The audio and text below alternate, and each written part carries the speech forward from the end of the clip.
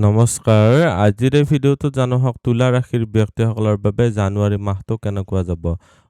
আৰু দন্ত ত এই দুটা আখৰেৰে তুলা ৰাশিৰ ব্যক্তিসকলৰ নামৰ প্ৰথমটো আখৰ আৰম্ভ হয়। এই ভিডিঅ'টো চাই যদি ভাল লাগে তেতিয়াহ'লে এইকেইটা আখৰেৰে নাম আৰম্ভ হোৱা ব্যক্তিসকলৰ সৈতে ভিডিঅ'টো শ্বেয়াৰ কৰিবলৈ নাপাহৰিব। প্ৰথমতে জানিম আপোনালোকৰ স্বাস্থ্যৰ ক্ষেত্ৰত। ৰাশিৰ মালিক শুক্ৰ গ্ৰহটো আৰম্ভণিতে শত্ৰুৰাশিস্থ হৈ আছে। এইটো এটা বৰ ভাল স্থিতি নহ'ল। কিন্তু 13 তাৰিখৰ পিছতে শুক্ৰ গ্ৰহটো আহি কিনে আপোনালোকৰ ইয়াতে মিত্ৰ ৰাশিস্থ হ'ব আৰু আপোনালোকৰ যিটো নৰ্থ ডাইৰেকশ্যন বুলি ক'ব পাৰি, আপোনালোকৰ ফালৰ পৰা জন্মৰ সময়ত তুলা ৰাশিৰ পৰা নৰ্থ ডাইৰেকশ্যনত যাব। এইটো এটা ভাল স্থিতি ঘৰুৱা সুখ-ভোগৰ কাৰণে। এইটো এটা ভাল স্থিতি আপোনালোকৰ বিভূতি বৈভৱ ধন সম্পত্তি বৃদ্ধিৰ কাৰণে। এইখিনি সময়ছোৱাত নতুনকৈ কিনা-বেচা কৰিবৰ কাৰণে আপোনালোকৰ কাৰণে ভাল হ'ব। উপাৰ্জন ধন সঞ্চয়লৈ যোৱাৰ আগতে ৰোগৰ স্থানটো দেখুৱাই দিছোঁ। আপোনালোকৰ ৰোগৰ স্থানত দেখিবলৈ পাৰিছে শনি, মালিক হৈছে বৃহস্পতি। বৃহস্পতিৰ স্থিতি বেয়া নহয়। বৃহস্পতি যদিও শত্ৰুৰাশিস্থ হৈ আছে, এইটো এটা পজিটিভ স্থিতিতে আছে। বৃহস্পতিৰ ভাগ্যস্থানত স্থিতি অতিশয় ভাল। বৃহস্পতিৰ দৃষ্টি আছে বুদ্ধিস্থানত, আপোনালোকৰ পৰাক্ৰমৰ ঘৰত আৰু আপোনালোকৰ ইয়াতে ৰাশিত আহিছে। এইটো এটা স্থিতি আপোনালোকক সন্মান প্ৰাপ্তি কৰাব। নিজৰ উচ্চ শিক্ষাৰ কাৰণে আপোনালোকৰ ভাল হ'ল। বৃহস্পতিৰ ফালৰ পৰা আপোনালোকৰ ব্যক্তিত্ব বা পাৰ্চনেলিটিত বৃদ্ধি হ'ব। নিজৰ বুদ্ধিবৃত্তিৰে আপোনালোকৰ সকলো ধৰণৰ সমস্যাৰ সমাধান কৰিব পাৰিব। শনি ৰোগৰ স্থানত থকাৰ কাৰণে আপোনালোকৰ বিষ বেমাৰ, আঁঠুৰ বিষ, কঁকালৰ বিষ, ভৰিৰ বিষ, কিছুমানৰ ছাপ'জ পেৰালাইচিছ হৈছে, কাৰোবাৰ তেনেকুৱা ধৰণৰ প্ৰব্লেমৰ ক্ষেত্ৰত বেছি প্ৰব্লেমেটিক হৈ যায়। স্বাস্থ্যজনিত ক্ষেত্ৰত আপোনালোকে অলপ এক্সাৰচাইজ বা শাৰীৰিক ব্যায়াম চৰ্চা কৰিব পাৰিলে ভাল হ'ব। পাকস্থলীৰ ঘৰত ৰাহুৰ স্থিতি থকাৰ কাৰণে আপোনালোকৰ এইখিনি সময়ছোৱাত কিছুমান অলাগতিয়াল ধৰণৰ বস্তু যদি খাই থাকে, ছাপ'জ আপোনালোকে অভাৰ ফ্ৰাইড ফুড যদি খাই আছে, বেছিকৈ ফ্ৰাই কৰা বা মানুহে জুতিৰ কাৰণে যিবিলাক আমি খাদ্য খাই থাকোঁ, যদি সঘনাই খাই থাকে নহয়, এইখিনি সময়ছোৱাত আপোনালোকৰ ফুড এলাৰ্জি হ'ব পাৰে। পেটটো অকণমান আপোনালোকৰ ওফন্দি উঠা বা খাবলৈ ইচ্ছা নোযোৱা এইখিনি সময়ছোৱাত দেখা দিব।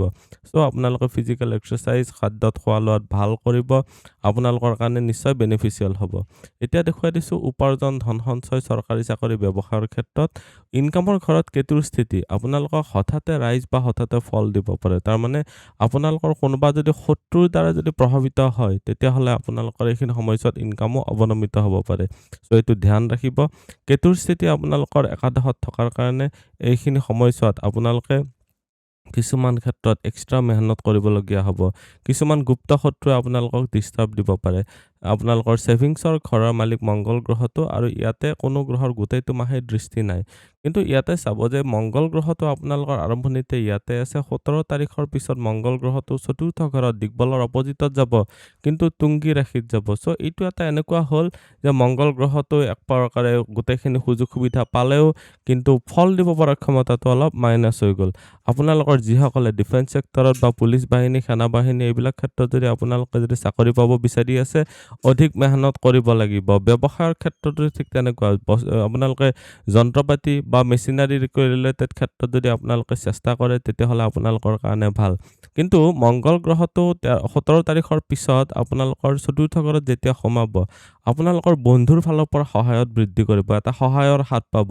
কিবা এটা কাম কৰি যদি অকলে অকলে কৰি আছিলে, এইখিনি সময়ছোৱাত আপোনালোকৰ বন্ধুবৰ্গ বা ওচৰ চুবুৰীয়াৰ পৰা আপোনালোকে ছাপোৰ্ট পাব। আপোনালোকৰ চাকৰিৰ ঘৰত শনি থকাৰ কাৰণে এইখিনি সময়ছোৱাত প্ৰাইভেট চাকৰিৰ কাৰণেতো বহুতেই ভাল হ'ল। আপোনালোকৰ ভাগ্যস্থানত বৃহস্পতিৰ স্থিতিও আছে। সেইকাৰণে কৈছোঁ যে আপোনালোকে এইখিনি সময়ছোৱাত চেষ্টা বহুত কৰক, সময় অলপ বেছিকৈ দিয়ক, তেতিয়া আপোনালোকে বহুত ভাল ফলে লাভ কৰিবলৈ পাৰিব। শনিৰ এইটো স্থিতি পজিটিভ স্থিতি, কাৰণ ই শত্ৰু নাশ কৰে। আপোনালোকৰ ডিলেইড ছাকচেছ দিব পাৰে, অলপ পলম হ'ব পাৰে কিবা এটা বস্তু পাওঁতে, কিন্তু আপোনালোকৰ সফলতা নিশ্চয় দিয়াব। আপোনালোকে লিগেল পথেৰে চলিলে হ'ল। ব্যৱসায়ৰ ঘৰৰ মালিক মংগল গ্ৰহটো যিহেতু পৰাক্ৰমৰ ঘৰত 17 তাৰিখলৈকে আছে, তাৰপিছত আপোনালোকৰ চতুৰ্থ ঘৰত যাব। আপোনালোকে ব্যৱসায়ৰ ক্ষেত্ৰত যদি সৰু সুৰা ট্ৰেভেল ৰিলেটেড আপোনালোকে মানে শ্বৰ্ট ডিষ্টেঞ্চ ট্ৰেভেল ৰিলেটেড যদি কিবা আপোনালোকে চলাই আছে, তেতিয়াহ'লে আপোনালোকৰ কাৰণে ভাল। আৰু আপোনালোকৰ যিটো শনি গ্ৰহটোৰ স্থিতি, শনি গ্ৰহটোৰ মংগলৰ ওপৰত যিহেতু 17 তাৰিখলৈকে দৃষ্টিও আছে, আপোনালোকে এইখিনি সময়ছোৱাত ব্যৱসায়ৰ ক্ষেত্ৰত কিছুমান শত্ৰুৰ দ্বাৰা অলপ লছ হ'ব পাৰে। আপোনালোকৰ সৰু সুৰা ভ্ৰমণ কৰোঁতে কিছুমান শাৰীৰিক কষ্ট বা মানসিক কষ্ট অযথাভাৱে আপোনালোকে পাবলগীয়াত পৰিব পাৰে। আপোনালোকৰ যিবিলাক ঘূৰা ফুৰাই হওক বা আপোনালোকৰ ট্ৰেভেল ৰিলেটেড যদি আপোনালোকে যদি ইম্পৰ্ট এক্সপৰ্টৰ ব্যৱসায় কৰি আছে, তেতিয়াহ'লে আপোনালোকে অলপ অধিক ধৈৰ্যভাৱে আপোনালোকে কাম কৰিব পাৰিব লাগিব। এতিয়া দেখুৱাই দিছোঁ আপোনালোকৰ ভাগ্য, পিতা ধৰ্ম বা গুৰুজনৰ ক্ষেত্ৰত কেনেকুৱা হ'ব। ভাগ্য ভাগ্যৰ স্থানত বৃহস্পতিৰ স্থিতি বহুতেই ভাল। বৃহস্পতি হৈছে ভাগ্যৰ কাৰক হয়। যদিও মিথুন ৰাশিত বৃহস্পতি বৰ এটা পজিটিভ স্থিতি নহয়, শত্ৰু ৰাশিস্থ হৈ আছে, তথাপিও আপোনালোকৰ কাৰণে এইটো বৃহস্পতি সকলো কৰিব পাৰে।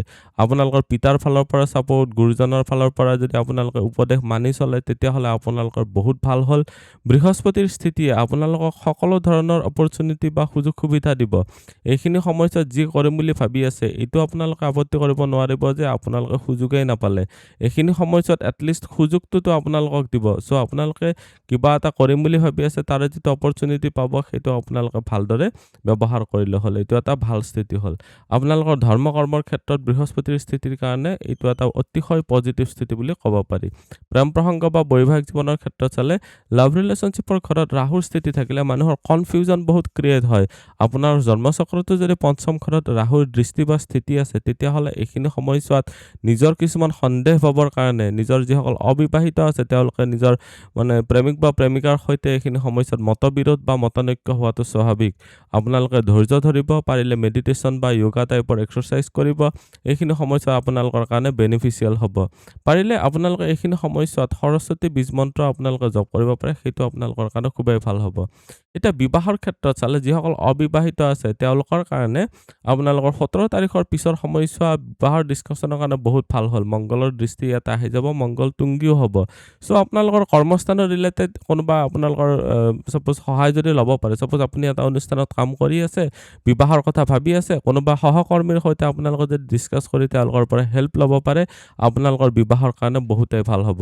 সাধন শিক্ষা আৰু উচ্চ শিক্ষাৰ ক্ষেত্ৰত চালে সাধন শিক্ষাৰ ঘৰত বহুকেইটা গ্ৰহ সোমাব। 14 তাৰিখে ৰবি সোমাব, 13 তাৰিখে শুক্ৰ সোমাব আৰু 17 তাৰিখে মংগল আৰু বুধৰ ইয়াতে গোচৰ হ'ব। চ' এইখিনি সময়ছোৱাত আপোনালোকৰ পঢ়া শুনাৰ ক্ষেত্ৰত একাধিক ক্ষেত্ৰত আপোনালোকৰ মনোনিৱেশ হ'ব পাৰে। এইখিনি সময়ছোৱাত একেলগে 2-3টা ছাবজেক্ট আপোনালোকে ষ্টাডি কৰি আছে, বা ছাপ'জ কোনোবাই পঢ়িও আছে, যিটো কনভেনশ্যনেল এডুকেশ্যন হয়, কোনোবাই ছাপ'জ ড্ৰয়িঙো শিকি আছে একেলগে, লগতে কোনোবাই গান নাচো শিকি আছে, কোনোবাই ছাপ'জ বেলেগ ধৰণৰ যিবিলাক শিক্ষা হয়। চ' মুঠতে পেৰেলেলি এডুকেশ্যন লেভেলটো এইখিনি সময়ছোৱাত চলাব পাৰিব। কিন্তু চাব যে মংগল গ্ৰহটো এটা অগ্নিতত্ত্বৰ গ্ৰহ হয়। আপোনালোকৰ মংগলৰ আৰু ৰবিৰ দুটা অগ্নিতত্ত্বৰ গ্ৰহৰ স্থিতিৰ কাৰণে এইখিনি সময়ছোৱাত আপোনালোকৰ পঢ়াৰ ক্ষেত্ৰত অলপ ডিষ্টাৰবেঞ্চ বা অধৈৰ্যই দেখা দিব পাৰে। সেইখিনি বস্তু আপোনালোকে ভালদৰে চলিব পাৰিলে হ'ল, বাকী বিশেষ টেনশ্যন ল'বলগীয়া নাই।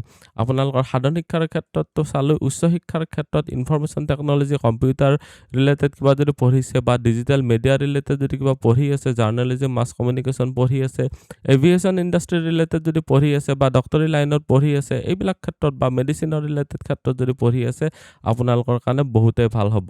এতিয়া দেখুৱাই দিছোঁ আপোনালোকৰ ৰিচাৰ্চৰ ক্ষেত্ৰত কেনেকুৱা হ'ব। ৰিচাৰ্চৰ ঘৰটোত পজিটিভ অলপ দৃষ্টিটো কমি আছে। চ' আপোনালোকৰ যিসকলে গৱেষণা কৰি আছে, তেওঁলোকৰ কাৰণে এইখিনি সময়ছোৱা অলপ শ্ল' প্ৰগ্ৰেছ দেখা গৈছে।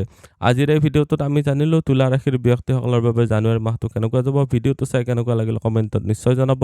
আপুনিও যদি আপোনাৰ বিষয়ে জানিব বিচাৰে, তেতিয়াহ'লে হোৱাটছএপত কণ্টেক্ট কৰিব পাৰে। ধন্যবাদ। এইটো ভিডিঅ'ত আগবঢ়োৱা জ্ঞানখিনিৰ পৰা যদি আনৰো উপকাৰ হ'ব ভাবে, তেনেহ'লে বন্ধুবৰ্গ, আত্মীয় স্বজন আৰু চিনাকি মানুহৰ সৈতে শ্বেয়াৰো কৰিব। আপোনালোকে নেক্সট ভিডিঅ' কিহৰ ওপৰত চাব বিচাৰে কমেণ্টত জনাব। ধন্যবাদ।